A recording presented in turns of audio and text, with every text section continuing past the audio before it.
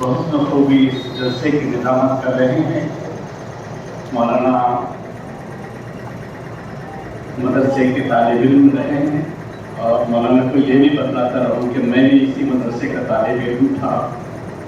تو ایک طالب علم دوسرے طالب علم کو صادقون ضرور ان کو درخواست کر رہا ہوں کہ وہ بھی مولانا کے تعلق سے اپنی ذریعہ خیالات سے نوازے، کیونکہ جتنا اچھا وہ ہو سکتے ہیں مولانا کے تعلق سے، میں نہیں سمجھتا کہ اور کوئی اتنا قریبی مولانا سے رہا ہو۔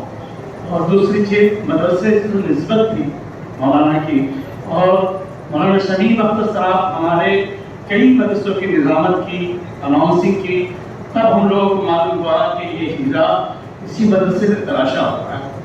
تو میں نہایت ہی ادب احترام سے ان سے درخواست کروں گا کہ وہاں اور اپنے ذریعے خیالات کہتا ہے۔ جزاکم اللہ خیر۔ یہاں تشریف فرما جملہ مہمانان گرامی، ادارے کے منتظمین، مدرسین، طلباء عزیز، السلام علیکم ورحمۃ اللہ وبرکاتہ۔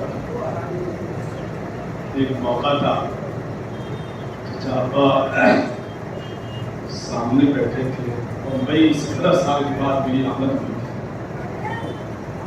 تو پھر علماء سے فراغت کے بعد 3 سال میں بنگلور میں رہا، ممبئی آیا۔ تو یہاں ایک پروگرام تھی اسی مدرسے اور نظامت میری طے کر دی گئی تھی۔ میں نے دیکھا 17 حفاظ کرام کی دستار بندی ہوئی، 17 سال کے بعد میری آمد ہوئی ہے، میری یہاں دستار بندی نہیں۔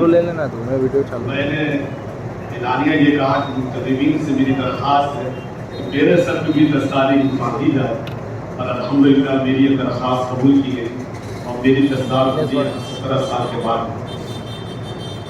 چچا محترم نے اس وقت جو ہے علامہ شبلی نعمانی کا ایک شعر پڑھ کر مجھ سے مخاطب کیا تھا کہ کیے تھے ہم نے بھی کچھ کام جو کچھ ہم سے بن آئے، کیے تھے ہم نے بھی کچھ کام جو کچھ ہم سے بن آئے، یہ قصہ تب کا ہے باقی ہے جب عہد شباب بنا، اب جو کچھ بھی امیدیں ہیں وہ تم سے ہے، لبے بام آ چکا ہے آفتاب۔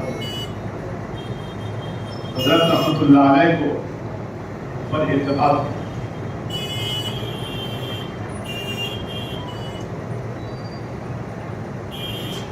یوں تو میرا جو گھرانہ ہے وہ ایک برسوں سے عالمانہ گھرانہ ہے۔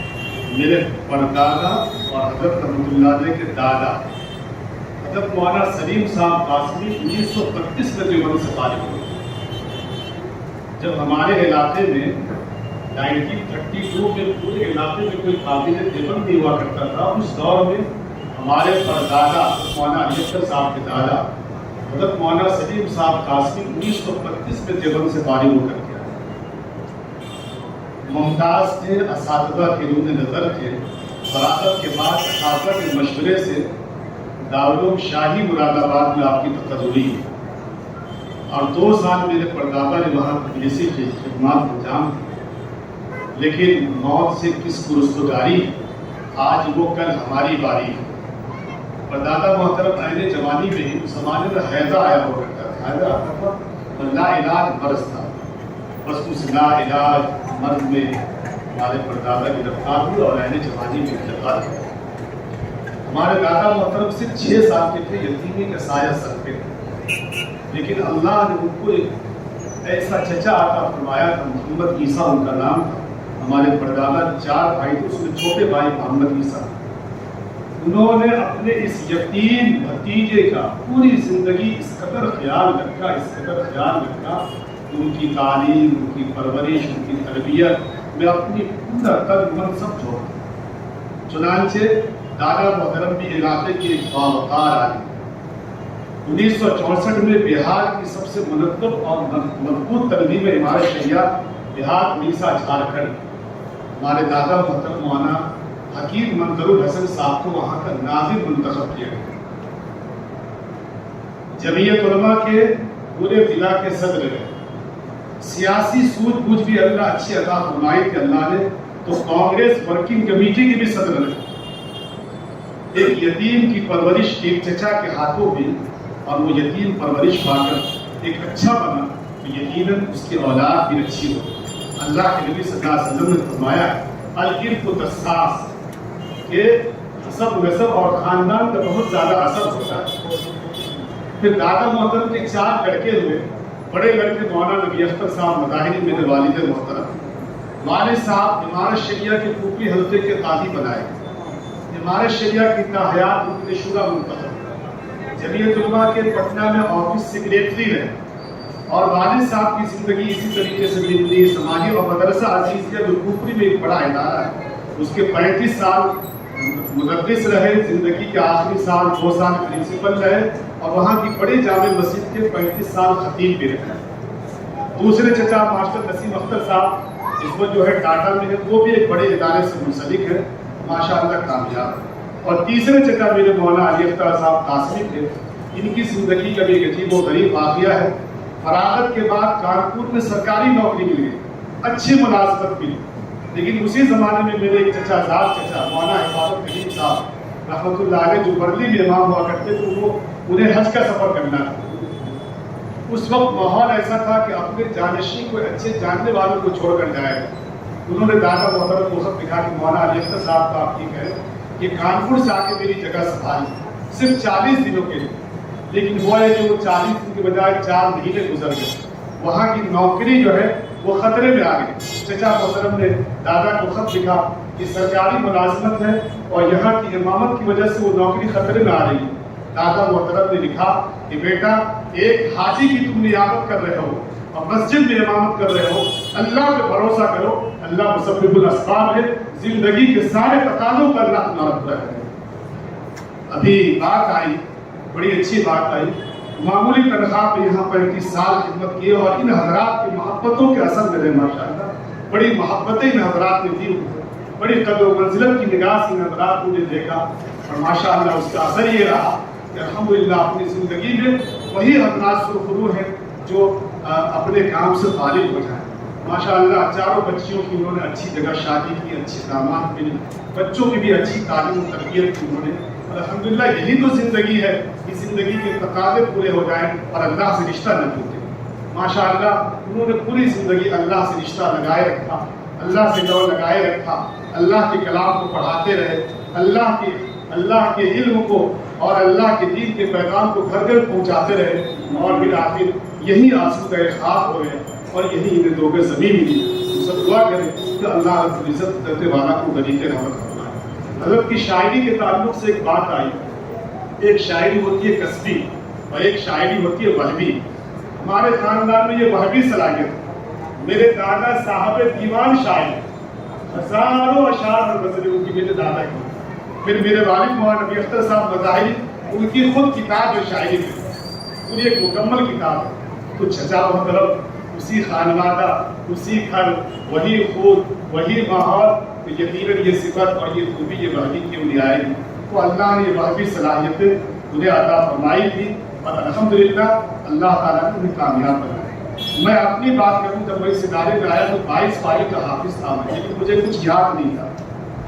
مولانا عارف صاحب مراد آبادی اس زمانے میں یہاں استاد ہوا کرتے تھے.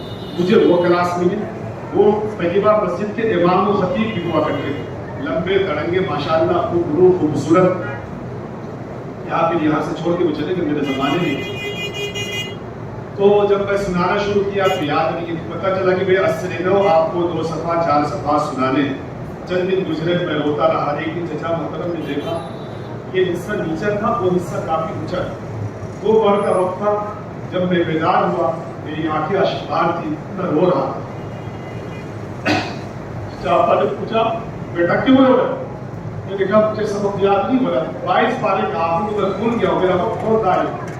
انہوں نے ایک بڑی اچھی مثال کی, اسے کہتے ہیں معلم استاد, کہ بر وقت اچھی نصیحت کر دینا اور ایسی بات کر دینا جو زندگی میں جاگوزی ہو جائے, زندگی کا رخ بدل دے. کہا تیمور لنگ نے ہندوستان کا حملہ کیا تھا, بار بار حملہ کیا, کامیابی نہیں مل رہی تھی. ایک روز وہ اپنے بستر پہ سویا ہے, ایک مکڑی اور چینٹی کو دیکھ رہا ہے کہ وہ مکڑی اور چینٹی دیوار پہ چڑھتی اور گرتی ہے, چڑھتی اور گرتی ہے. تقریباً 99 مرتبہ ایسا ہی ہوا کہ وہ چینٹی یا مکڑی چڑھتی رہی اور گرتی رہی.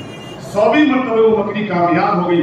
तैमूर लग ने कहा कि अल्लाह की छोटी सी ये मखलूक हिम्मत नहीं हार सकती है, तो मैं क्यों हिम्मत हारूं। अपने तैमूर लग ने हिंदुस्तान पे हमला किया और वो फतह याब हो गया।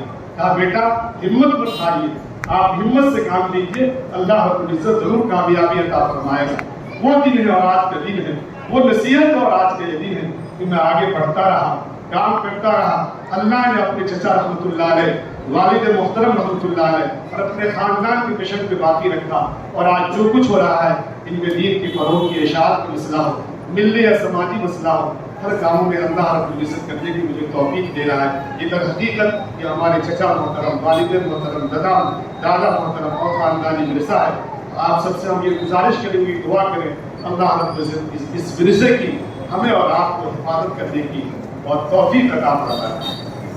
ये तो मौत तो सबको आनी है, बात पहले आई थी कि जिंदगी ऐसी जी कर जाए कि लोग हमें याद रखें, हमारे खूबियों को याद रखें, हमारे कमालात को याद रखें। मुझे उम्मीद है कि इस इदारे के मुंतज़मीन जनाब नाइम साहब ने, मदीन साहब ने, मसूद तुर्की साहब ने, जुमला अरकान और असातिज़ा ने जिन मोहब्बतों का आज असर दिखाया है, अपने वो मदरसे के उस्ताद और मुअल्लिम जो इनके मातहत रह के काम कर रहे थे, आज उनकी खूबी जो तराशी गई है किताब की शक्ल में, उसके रस्म इजरा के लिए मदरसे के मुंतज़मीन ने इतना अच्छा प्रोग्राम कराया, इस खूबसूरती के साथ आप सबको बुलाया और आप सबके लिए एहतमाम फरमाया।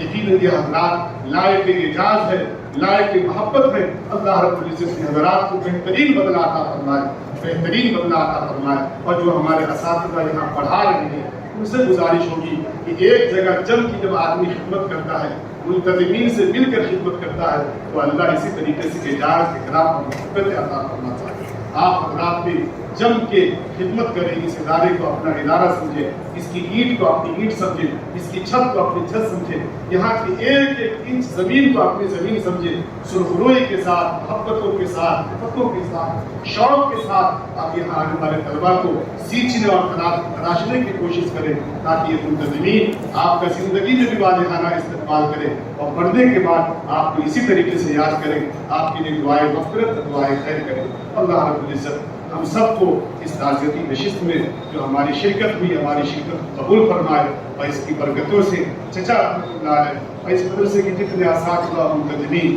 जो दुनिया से गुजर चुके हैं, अल्लाह सबको बरी के रहमत फरमाए। व आखिरु दावाना अनिल हम्दुलिल्लाहि रब्बिल आलमीन। आइए